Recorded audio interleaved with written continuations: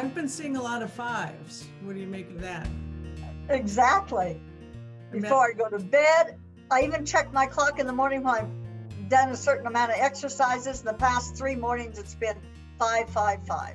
Yeah, I've been doing. That's accelerated movement and change. Yeah, this morning, every morning I've been seeing 555 or 515. I see a lot. Yeah. Yeah. I typically don't see fives sequentially every now and again, but I'm 333, 444, 222, 111. I see those all the time, but not the fives. Yeah. Interesting. Well, I was called to the Oracle of the Seven Energies. Oh, fantastic. Colette Barron-Reed's most recent deck. What do we need to know for our highest good, both globally and personally? Yeah, absolutely.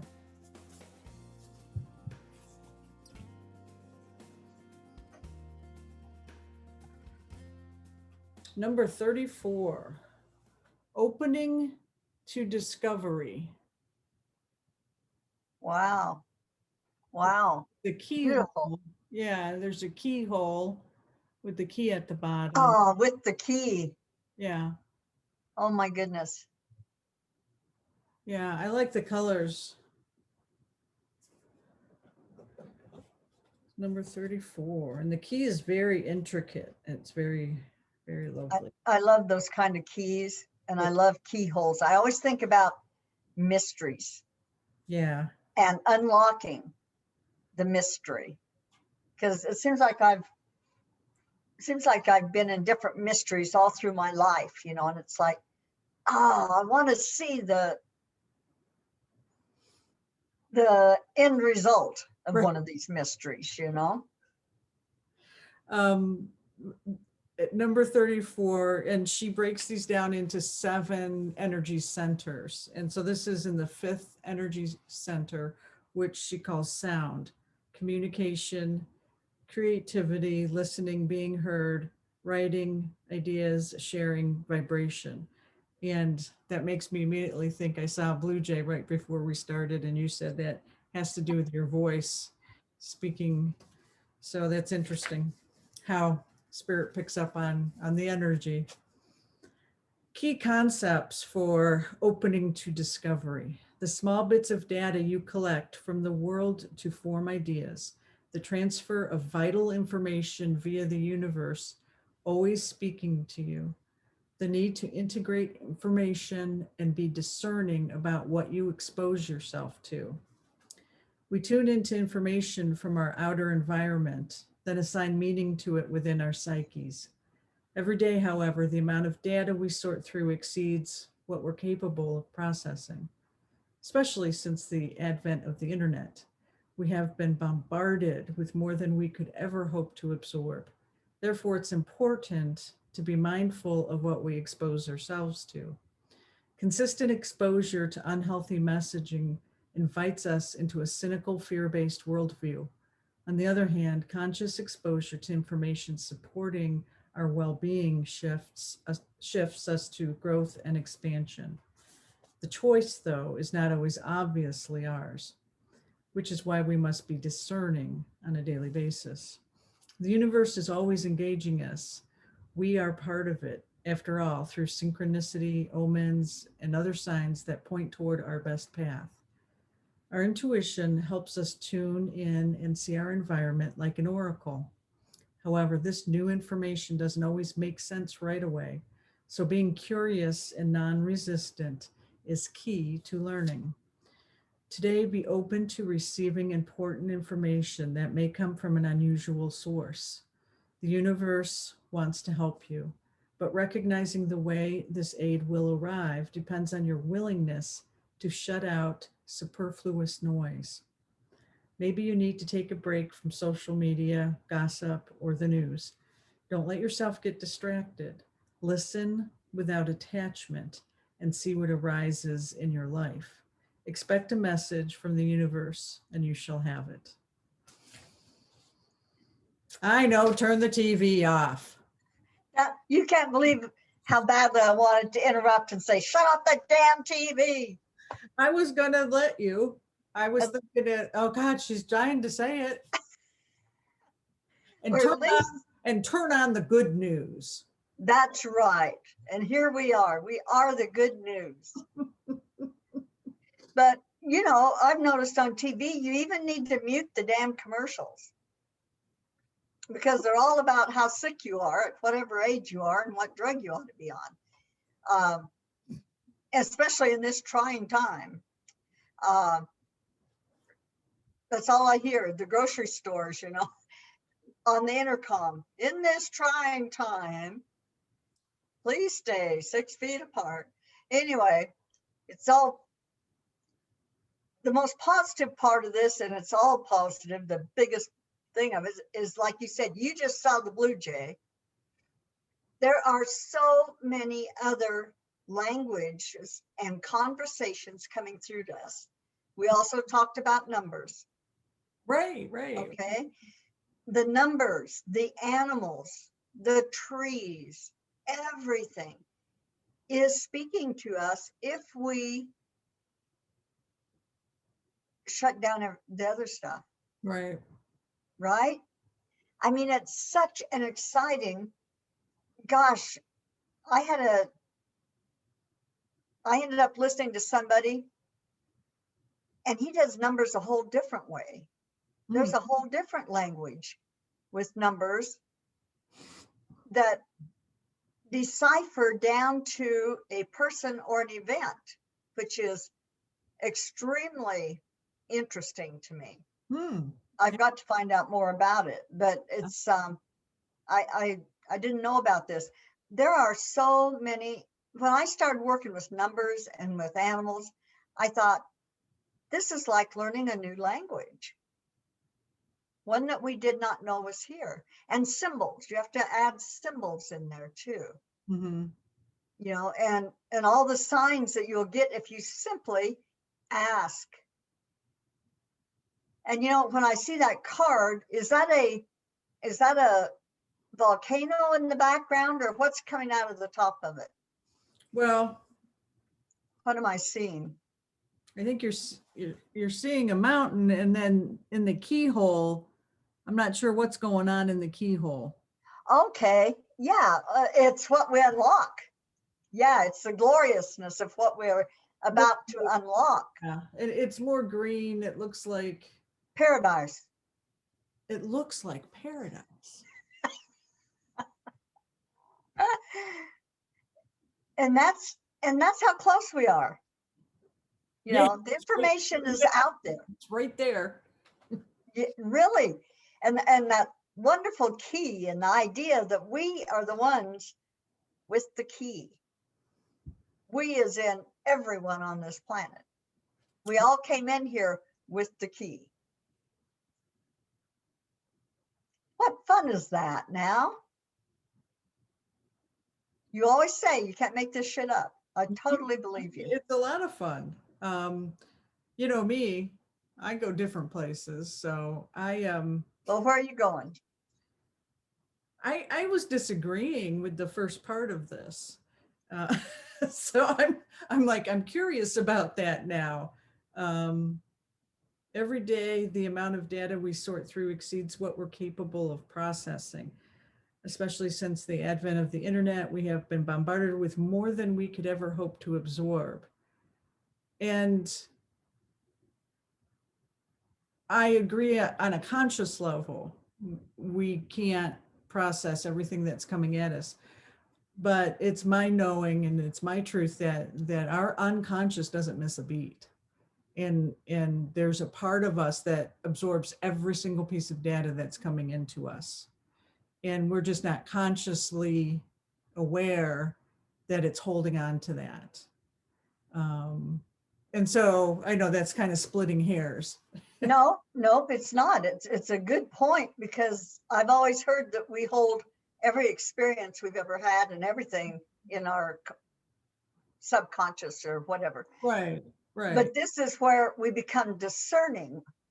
I suspect we have a choice about how much we accept of Right. that too, you know? Like if you get See, all this shit on the news, that's interesting. yeah, they always talk on these cards and everything else about discernment. What sounds true to you? What may put you in fear? What puts you in joy? And that's what you hold on to. So are we weeding it out then consciously? We're able to weed out what, so that the unconscious doesn't grab onto it? Yeah.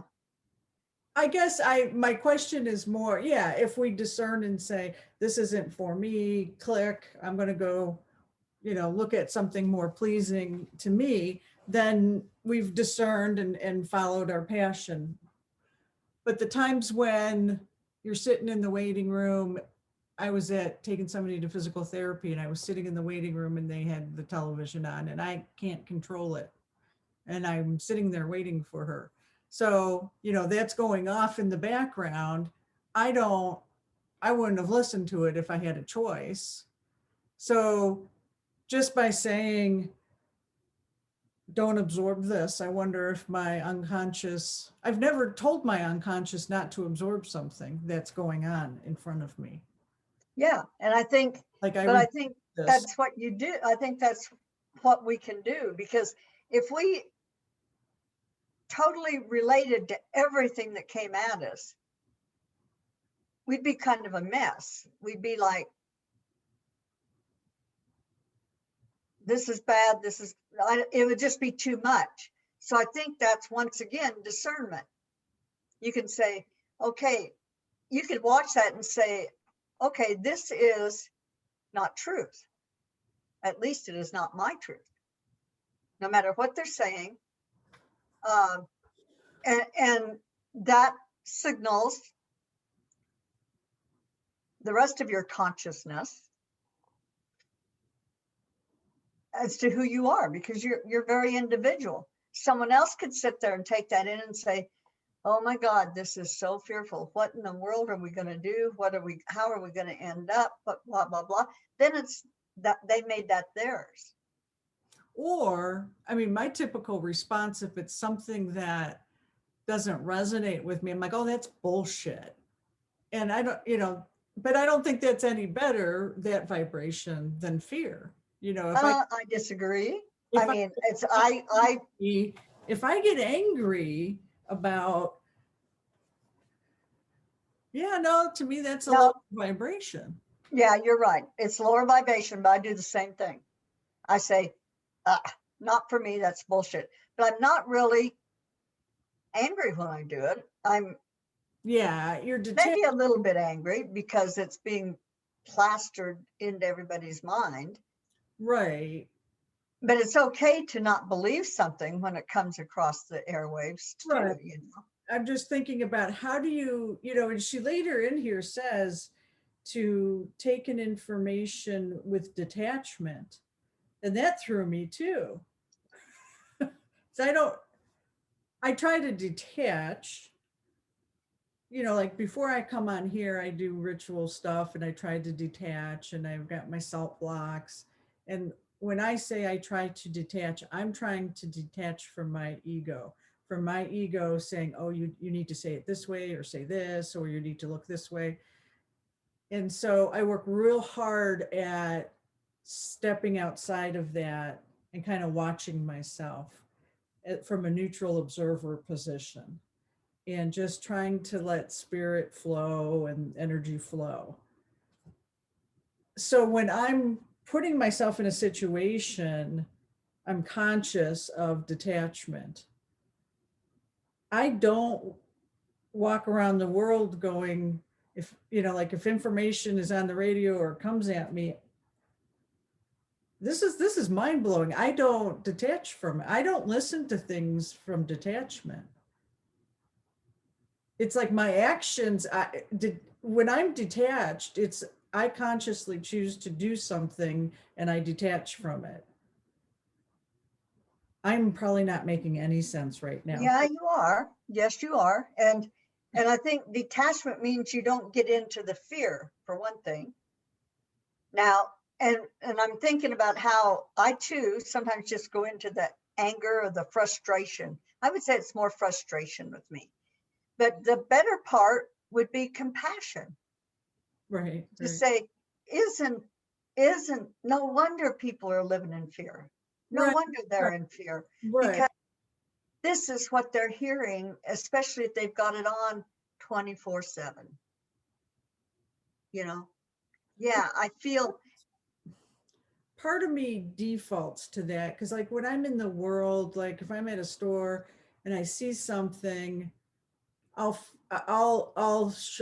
something that isn't my truth, or is maybe could be upsetting or make me angry, I will shine light. I'll just visualize myself as bright light and say I love you in my head and stuff. So I'll do that at times. So I guess I'm not, I think, but I just, I don't know. I get the sense that there's a huge piece I've been missing. And now I won't. So that's good. And it's well, hard for me to articulate what exactly it is, but there's a huge piece of information that comes at me that I attach to. yeah. And if we don't talk about it, sometimes we don't even realize we're doing it. Right. You don't know what you don't know. So Right, right. well, I've been saying that a lot this week. Um, I like this energy center. I'm going to work with this a little bit more. Sound.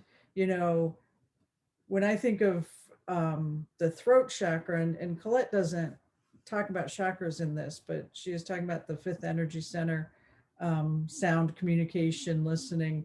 You know, and when I think of the throat chakra, I always go to speaking my truth, because that's always been such a big uh, obstacle in the past for me. Um,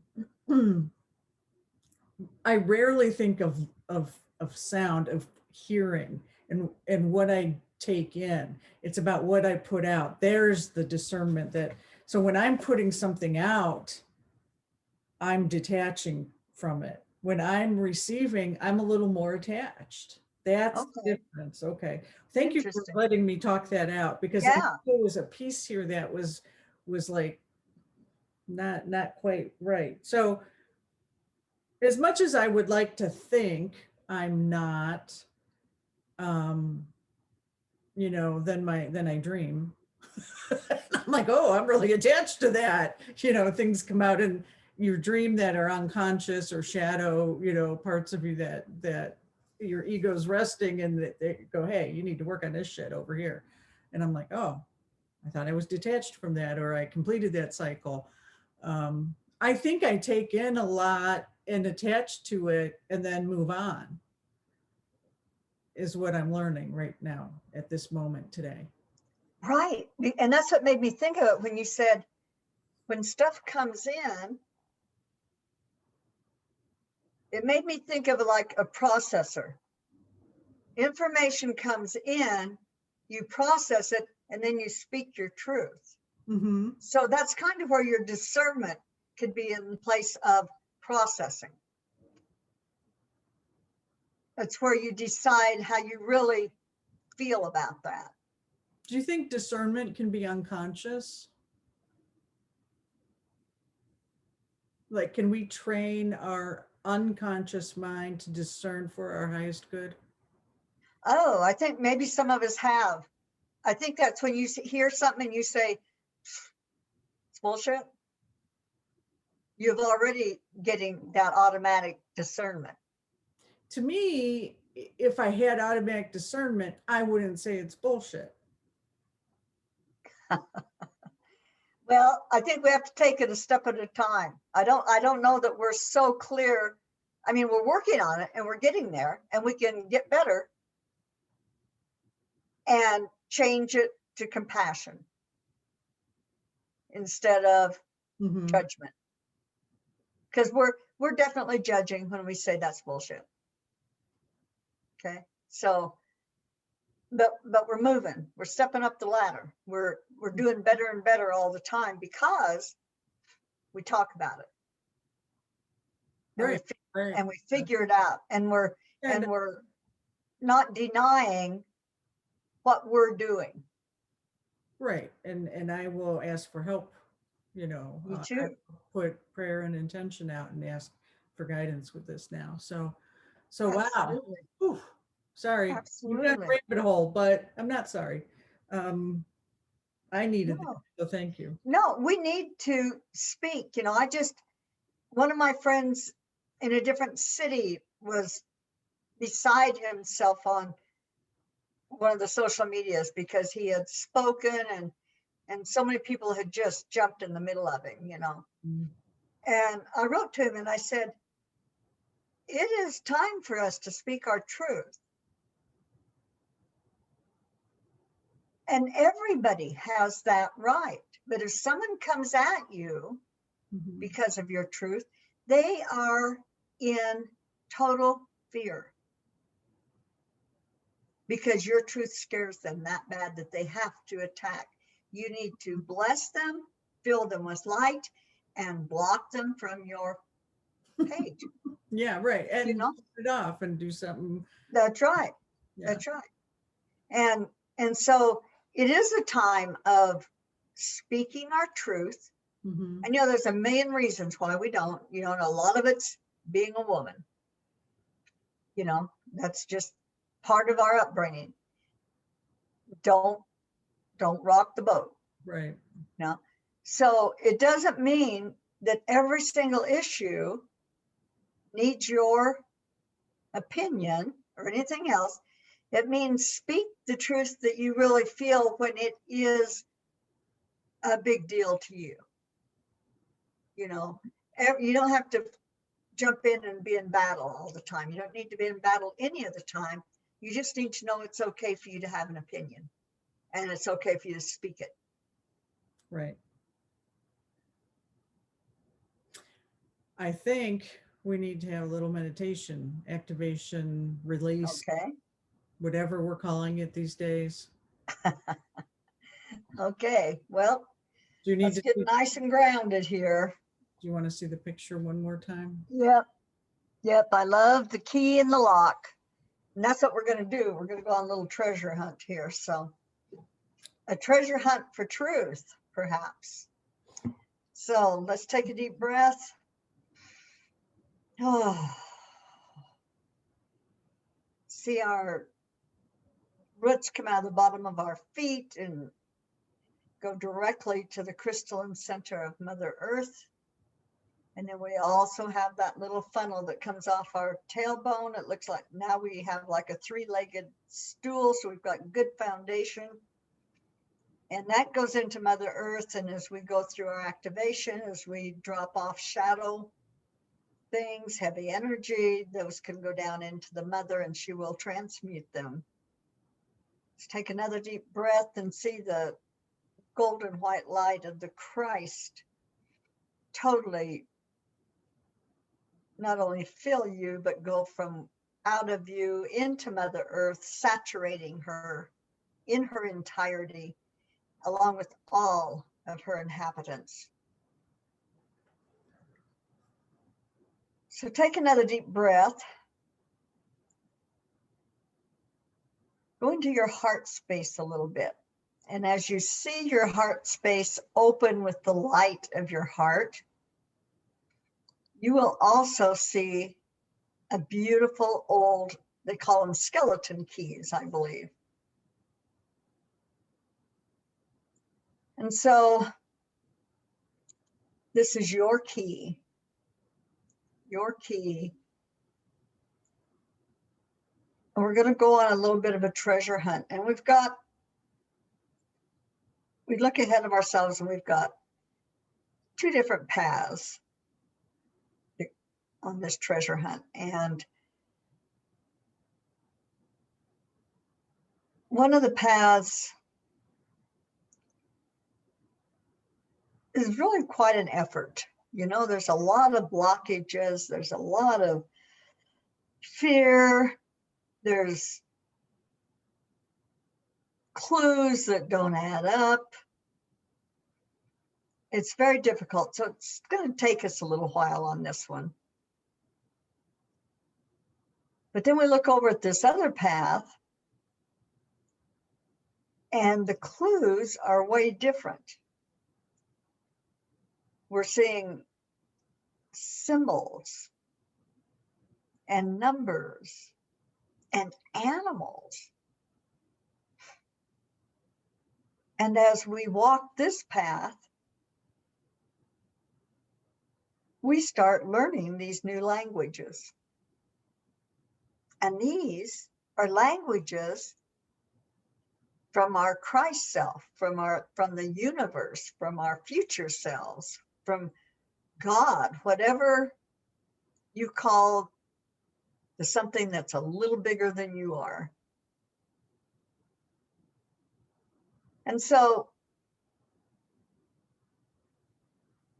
on the first path, there's all kinds of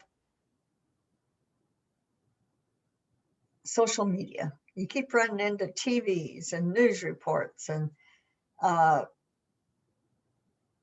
see telephones all along the path and all kinds of stuff. And so we're gonna turn around. We're not gonna take that path. We're gonna try something brand new with our key. And it may take a little effort, but we're gonna learn these languages. We're gonna learn these languages and these clues as we follow this path, which is a bit like a treasure map. And the difference in this path is there's no frustration. As we walk along this path, we may see a set of numbers. Let's say we see triple ones, and we think, oh, new beginnings. New beginnings. We need that. We need that. And then you might see the blue jay saying, it's okay to speak. It's okay to speak. You're here to speak. And then you see a sign, and it's a different shape, but there's an eagle sitting on it. So you get quiet and you listen, because you know eagles bring messages from the other side. So you keep following this path, and as you go, you're learning and learning all these new messages. And at some point you think, oh, is this too good to be true? And then you're reminded, you hear a voice that says, this is truth. Do you feel any fear? Do you feel any anger? Do you feel any worry? That's when you know, when you don't feel those things, you feel joy and happiness, that you are in truth. You are a sovereign being. We came here to be in joy, peace, love, joy, and abundance. So you see yourself actually skipping.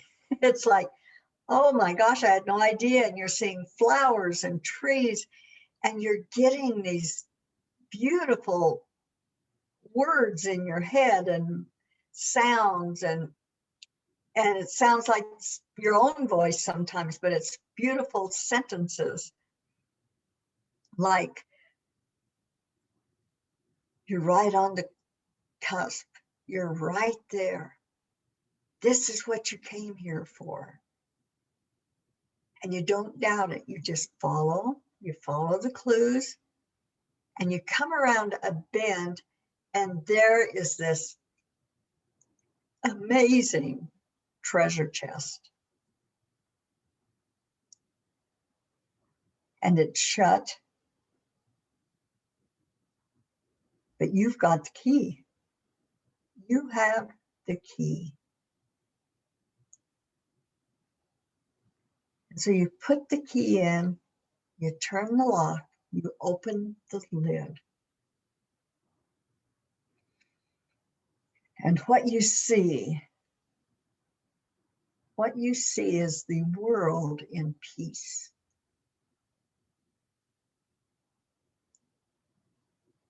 You can see into it. You see Mother Earth. You see the greenery. You see the paradise. You hear the laughter. You see the dancing. You hear the drums.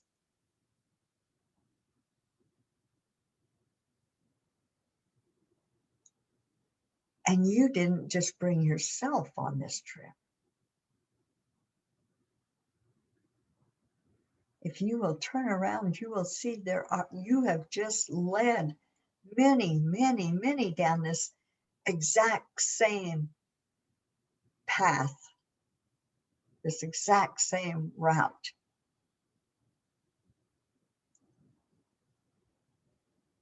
And you realize you created this new world.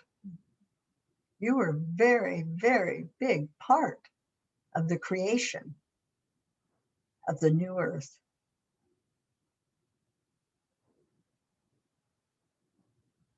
So take a deep breath. Inhale the laughter, the fragrance of all the flowers.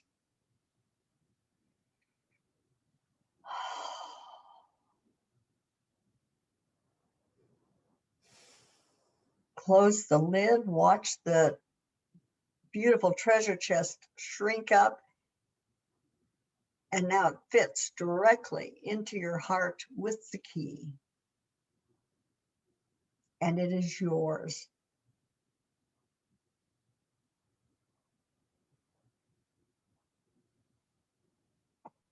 Take a deep breath.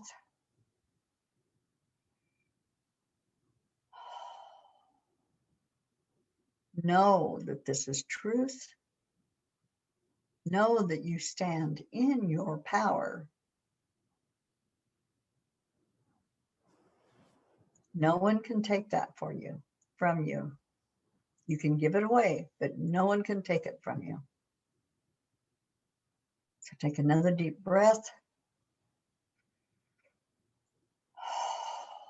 Come back to where we began, feeling expanded because you've just learned many new languages.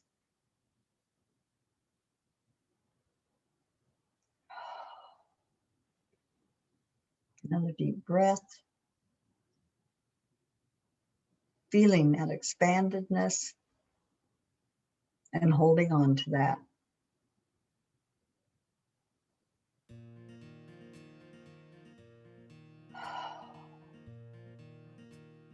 And this is done. By the power of 3, a perfect Trinity, it is done. It is done. It is done. And so it is. Namaste. Namaste. I love you. I love you too.